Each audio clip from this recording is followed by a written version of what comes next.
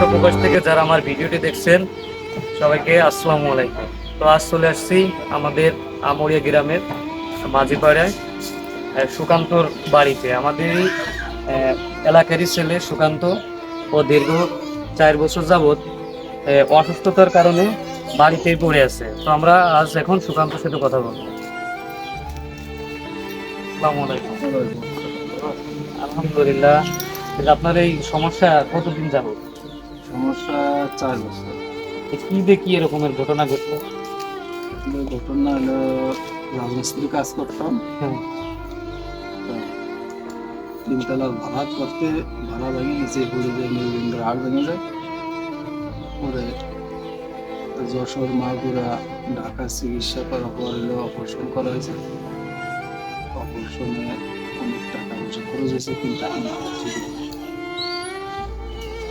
এখন এই অবস্থায় আছি, হুইল চেয়ারে চলতে হয়। টাকা পয়সা আর্থিক এখন কি কেমন চিকিৎসার জন্য টাকা পয়সা আছে? এখন চিকিৎসার জন্য কোনো টাকা পয়সা নেই, খাওয়া দাওয়া সেরকম করে টাকা পয়সাটা 8-10 লাখ টাকা চাইছি, কোনো চিকিৎসা আমাদের কোনো নাই।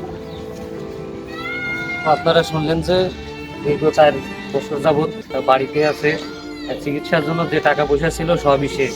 এখন তার যে বাসায় ঠিকমতো খাওয়া দাওয়া করবে, চিকিৎসা নেবে, টাকা পয়সা নেই। আপনারা যারা বাইরে আছেন অবশ্যই এই পাশে দাঁড়াবেন।